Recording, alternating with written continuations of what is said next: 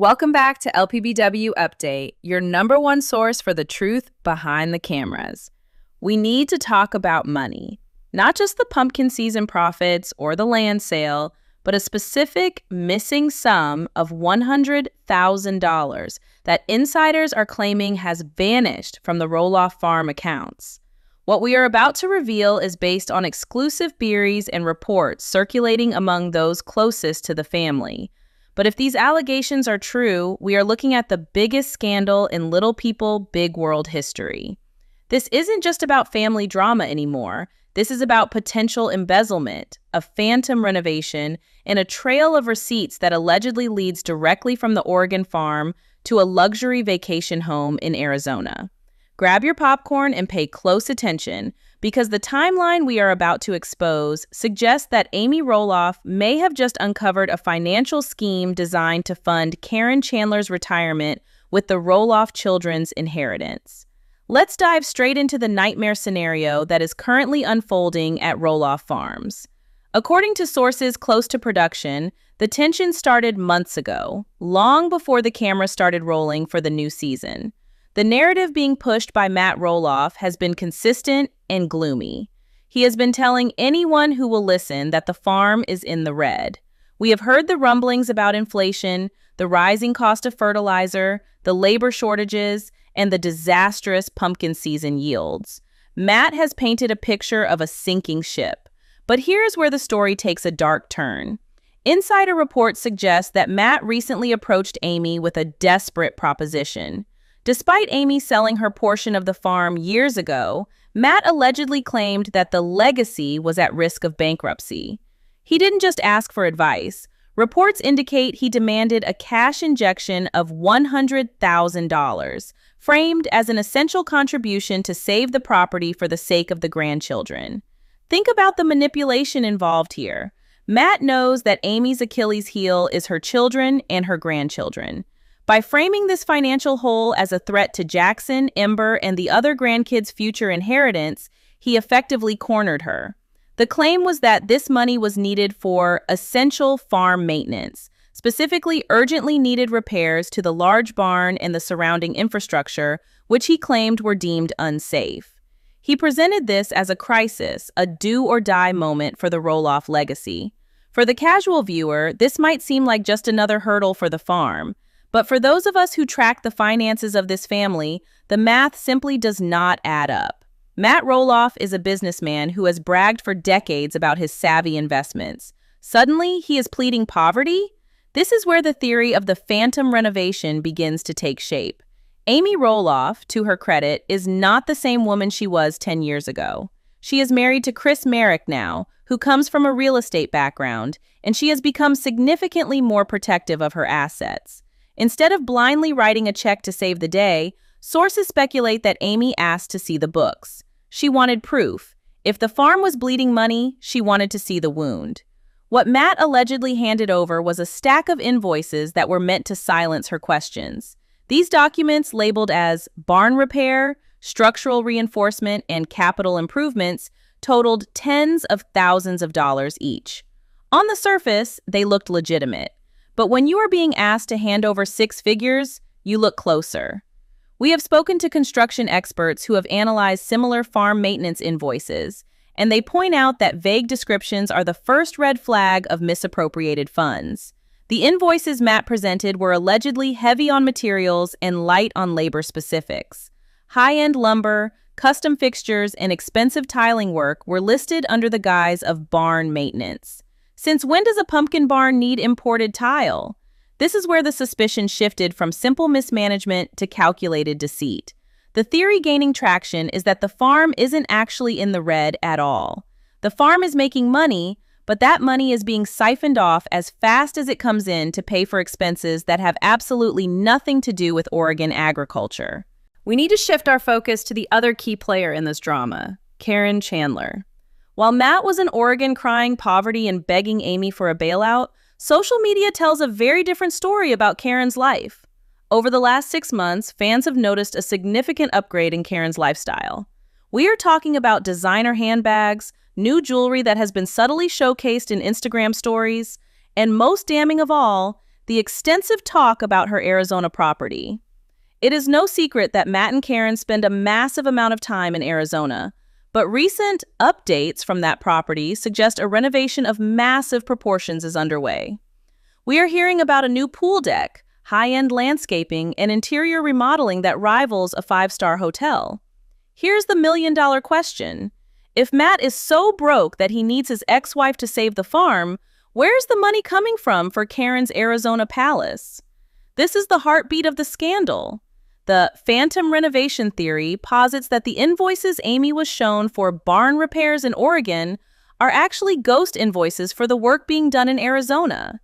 It is a classic embezzlement technique known as miscategorization of funds. You pay a contractor who operates in multiple states, or you buy materials from a national supplier, and you bill it to the business account, in this case the farm, while the goods are actually shipped to a private residence. Let's look at the dates. This is the smoking gun that internet sleuths and insiders are piecing together. The dates on the invoices Matt allegedly showed Amy coincide perfectly with the dates Caryn was posting from Arizona during the renovation phase. One specific invoice, which we will call Exhibit A in this court of public opinion, was reportedly dated for mid-October. This is the height of pumpkin season. Why would Matt be ordering $50,000 worth of custom stonework for a barn during the busiest time of the year when no construction crews can even get on the property due to the crowds?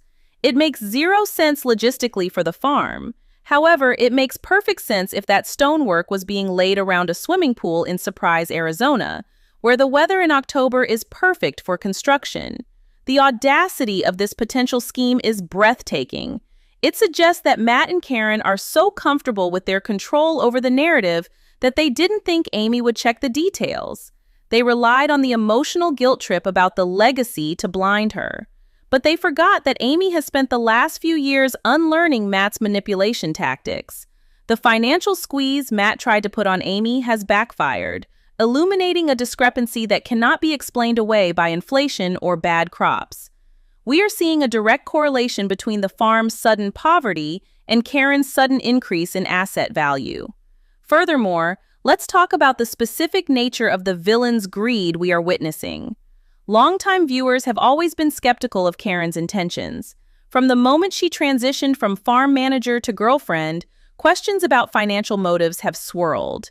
But this takes it to a new level. If these theories hold water, Caryn isn't just enjoying the perks of dating Matt, she is actively participating in draining the resources that were meant for Zach, Jeremy, Molly, and Jacob. Every dollar siphoned to Arizona is a dollar taken from the Roloff children's future. The jewelry we see her wearing in recent posts? Insiders are asking if that was bought with the profits from the pumpkin patch, profits that Matt claims don't exist. The narrative emerging is one of immense entitlement. Reports suggest that Caryn has been overheard complaining about the dust and dirt of the farm, pushing Matt to sell and retire permanently to Arizona. It is entirely plausible that this phantom renovation is their exit strategy. They could be liquidating the farm's value, converting cash into real estate equity in a home that is solely in their names, effectively laundering the farm's assets before the show creates its final curtain call. By the time the family realizes the money is gone, it will be locked up in Arizona tiling and landscaping, untouchable by the Roloff kids. As we move deeper into this investigation, the role of Chris Marek becomes critical. He is the quiet observer, the one who knows the real estate game inside and out. While Amy was initially emotional about the plea for help, sources say Chris was the one who pointed out the inconsistencies. He knows what farm maintenance costs. He knows that you don't spend six figures on repairs without a paper trail of permits and contractor bids. The fact that Matt produced invoices but no permits for this so-called barn repair was the first loose thread that Chris pulled. And as we are about to see, when you pull a loose thread on a sweater this expensive, the whole thing starts to unravel. The stage is set for a discovery that will shatter the family dynamic permanently. Matt thinks he has successfully guilted Amy.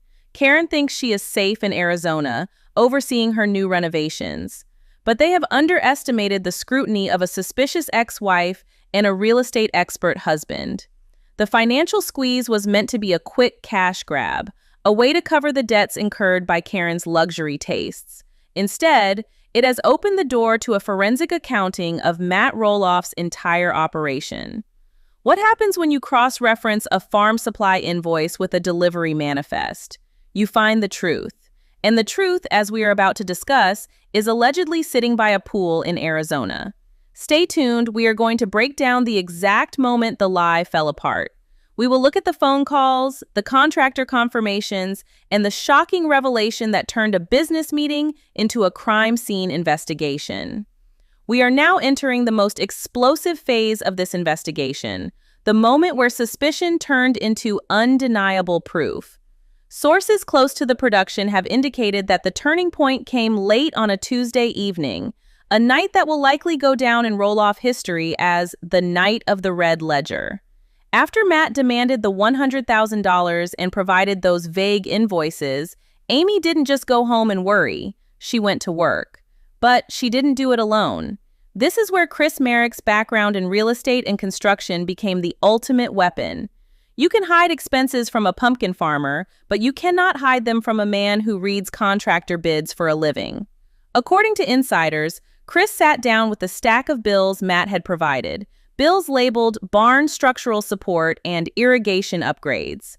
To the untrained eye, they looked boring. To Chris, they looked suspicious. One invoice in particular stood out. It was from a company we will call HydroFlow Systems, listed for $12,000. On Matt's spreadsheet, this was categorized as pump replacement for pumpkin patch irrigation. It sounds plausible, farms need water. But Chris, digging deeper, reportedly noted that the model number listed on the invoice wasn't for agricultural irrigation. It was for a high-end, saline-based filtration system, the kind used exclusively for luxury residential swimming pools. This is where the theory turns into a detective story. Reports suggest that Chris didn't just speculate, he picked up the phone. Pretending to be a project manager checking on a warranty, he allegedly called the supplier listed on the invoice. This is the phone call that reportedly blew the lid off the entire operation.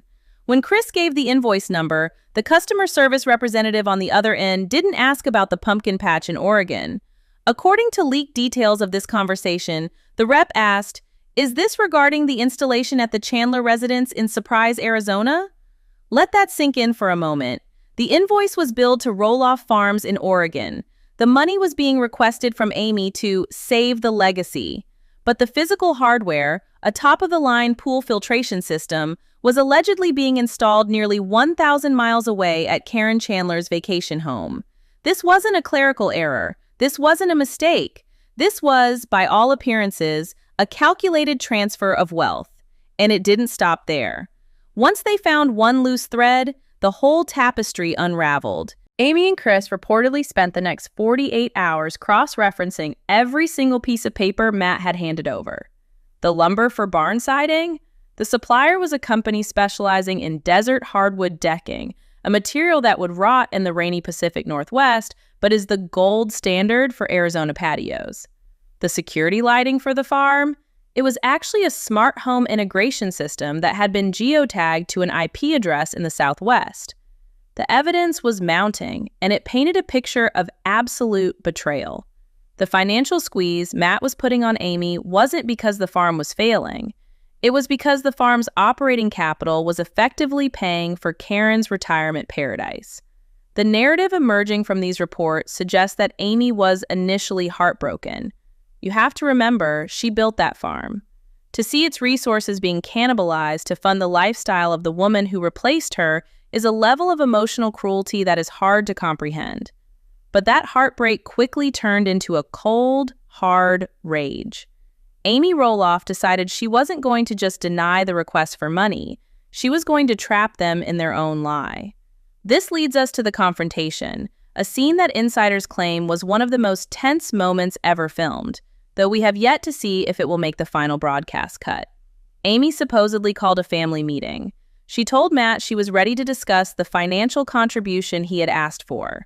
Matt, believing he had successfully manipulated her, arrived at the main office. Reports state that Caryn was with him, which was exactly what Amy wanted. She wanted the beneficiary of the scheme to be in the room when the truth came out. The scene is described as deceptively calm.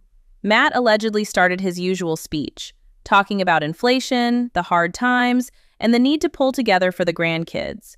He was playing the victim, unaware that the trap had already been sprung. Amy let him finish. She let him dig the hole as deep as possible. Then, instead of handing over a check, she reportedly connected her laptop to the office monitor. "I have a few questions about these essential repairs," Amy allegedly said. On the screen, she didn't project the spreadsheet Matt gave her. She projected the delivery manifest Chris had tracked down. First up was the pool system. "Matt, can you explain why the pumpkin patch irrigation pump was delivered to Caryn's address in Arizona?" The silence in that room must have been deafening. Sources say Matt's face went pale. He stammered, trying to find words, but Amy didn't let up. She clicked to the next slide. "And the lumber? Why is the farm paying for Arizona decking material?" She laid it all out. The dates of the invoices matched Caryn's flights. The suppliers were all based in the Southwest or shipped exclusively to residential addresses. She connected every dot in front of their eyes. "Why is the farm paying for your pool, Caryn?" This was the question that reportedly hung in the air. It wasn't just an accusation of bad business, it was an accusation of theft. Amy wasn't yelling, she was auditing, and that is infinitely more terrifying for someone trying to hide the truth. Caryn's reaction, according to reports, was to immediately deflect. She allegedly tried to claim she didn't know how the billing was set up, that Matt handles the finances, and that she just swipes the card he gives her. But that excuse crumbled when Amy pointed out that some of the orders were signed for by Caryn personally. The phantom renovation wasn't a phantom anymore. It was concrete, it was expensive, and the receipts were right there on the screen.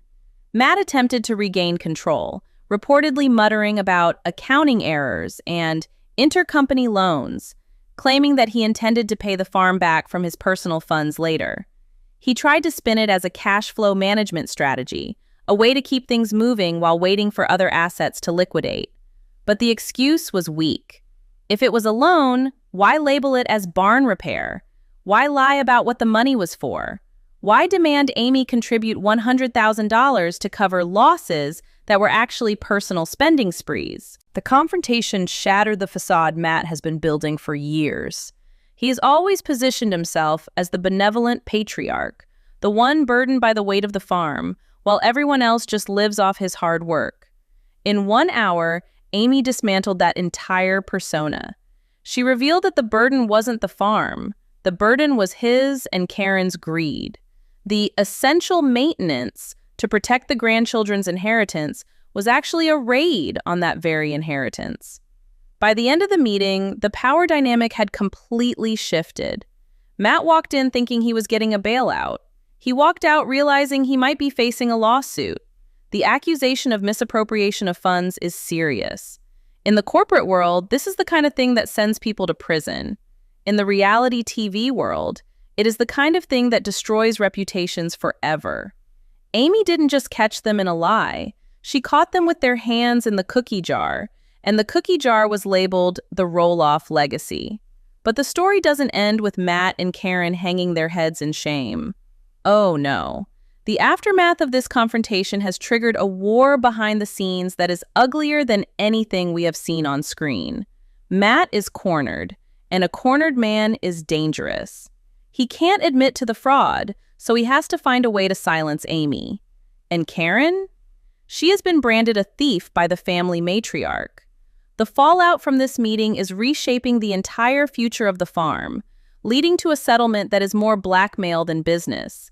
In the final part of our deep dive, we are going to look at the deal Matt was forced to cut to keep this out of court, and why Caryn might be the one pushing him to sell everything and run. We have arrived at the fallout.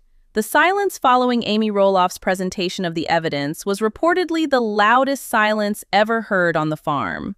According to sources present in the building, the air left the room. Matt Roloff, the man who has spent decades controlling every narrative, every plot of land, and every camera angle, was finally out of moves. The phantom renovation was no longer a theory. It was a projected reality on the office wall, backed by shipping manifests and bank timestamps. But what happened next is where this story shifts from a family dispute to a potential legal war that threatens to end the show permanently. Matt's immediate reaction, according to insiders, was a masterclass in deflection. He allegedly attempted to laugh it off, characterizing the Arizona expenditures as interdepartmental loans and strategic tax shifting. He tried to argue that since the farm and his personal brand are so intertwined, the lines between corporate accounts and personal assets are naturally blurred. He reportedly told Amy that she didn't understand the complexities of modern business accounting and that the Arizona house was an asset for the entire family to enjoy, a statement that reportedly made Chris Marek openly scoff. The idea that a pool in Surprise, Arizona, which Amy has no title to, acts as an asset for the farm in Oregon is a logic that only makes sense if you are trying to cover your tracks. But Amy wasn't buying the confused businessman act. This is the moment where the new Amy, backed by Chris's industry knowledge, stood her ground. Reports indicate she didn't just ask for an explanation, she threatened a full forensic audit. She allegedly told Matt that if he couldn't produce a clean paper trail proving that the barn repair money was returned to the farm accounts within 24 hours, she would have no choice but to involve external legal counsel to investigate misappropriation of funds and breach of fiduciary duty. For those who don't know, a breach of fiduciary duty when you are managing an estate or a shared business interest is a nuclear accusation. It opens the door to lawsuits that can freeze assets, force the sale of properties, and even lead to criminal charges if fraud is proven. Matt Roloff knows this. He knows that a forensic audit would likely uncover far more than just a pool pump. It could expose years of creative accounting that he has kept hidden from the family. The threat of an audit was the checkmate move. Matt's face allegedly dropped. He looked at Caryn, who had gone silent, realizing that her Arizona renovations were now the smoking gun that could bring down the entire Roloff empire. The meeting reportedly shifted from a confrontation to a desperate negotiation. Matt needed this to go away. He couldn't afford for the public or the network to find out that farm operating capital was potentially being embezzled to fund a retirement villa. The financial squeeze he tried to put on Amy had backfired so spectacularly that he was now the one being squeezed. To settle this quietly, without police or lawyers involved, Matt was forced to make a concession that hit him where it hurts the most: his wallet. Exclusive theories suggest that a quiet settlement was reached within 48 hours of this meeting. While the exact details are sealed behind non-disclosure agreements, insiders speculate that Matt was forced to sign over a significantly larger percentage of the pumpkin patch profits to Amy and the children for the foreseeable future. We are hearing rumors of a structured repayment plan where the stolen funds for the Arizona renovation are being garnished from Matt's personal share of the show's revenue and redirected back into the farm's maintenance fund, under the strict supervision of a third-party accountant selected by Amy. Furthermore, reports suggest that Amy leveraged this scandal to secure the children's future. The legacy Matt kept crying about was now legally protected not by his goodwill, but by his fear of exposure. There are whispers that legal adjustments were made to the estate planning, ensuring that the Arizona property, the very property built with the farm's money, now has liens or clauses attached to it that benefit the Roloff grandchildren. In essence, Amy may have forced Matt to legally recognize that the Arizona home was built with family money, and therefore, the family owns a piece of it. The social fallout, however, has been far more personal. Caryn Chandler's standing within the family has reportedly plummeted to absolute zero. While she has always had a rocky relationship with the Roloff kids, this scandal has branded her as something much worse than just the new girlfriend. In the eyes of the family, she is now viewed as the architect of their financial drain. Sources say that Zach and Tori, who have already distanced themselves from the farm, feel vindicated. They always suspected that Matt's pleas of poverty were a lie, and now they allegedly have the proof. The narrative that Caryn is only with Matt for the lifestyle has cemented itself in their minds. How can they trust her when the barn repair money went to her pool deck? This brings us to the current state of Roloff Farms. If you notice a tension in the new season, a coldness in the eyes of the cast, this is why. They are living in the aftermath of a heist. Matt is trying to play the jolly farmer, but he is watching his every move, knowing that Amy is watching the books like a hawk. The frantic push to sell the farm, or parts of it, makes perfect sense in this context. Matt isn't just retiring, he is arguably trying to cash out before another audit catches him. He wants to liquidize the assets and retreat to Arizona permanently, where he hopes the dust will settle. But with the family now aware of the phantom renovation, that retreat might not be as peaceful as he planned. The missing millions weren't missing at all. They were transformed into stucco, travertine, and luxury appliances in the desert. Amy Roloff didn't just save her own money by refusing his request. She exposed a pipeline of cash that was bleeding the farm dry. She proved that the red ink on the ledger was actually the red ink of Caryn's interior designer. The trust is gone, the legacy is tarnished, and the renovations that were supposed to be their secret getaway have become a monument to their greed. We have to ask ourselves, is this the end of the road for the Roloff family dynamics? Can a family recover when the patriarch is caught stealing from the grandchildren's future to pay for his girlfriend's present? The evidence is overwhelming, the receipts are damning, and the silence from the farm is deafening. Matt Roloff played a high-stakes game of poker with his ex-wife, thinking he held all the cards. He forgot that Amy Roloff has been dealing with him for 30 years, and this time she looked at his hand and called his bluff. This is criminal behavior in the court of public opinion. We are looking at a moral bankruptcy that far exceeds any financial debt. Matt tried to guilt-trip a mother using her children's heritage, all while funneling that heritage into a vacation home. It is a betrayal of the highest order. Now, I want to hear from you. This is the most important part of our investigation because your voice drives the narrative. Look at the facts we've presented. Look at the timeline of the Arizona renovations versus the farm's financial crisis. Do you think Amy should have called the police and filed a formal report for embezzlement? Or was she right to handle it internally to protect the family name? And let's talk about Caryn. Do you believe she was an innocent bystander who didn't know where the money was coming from?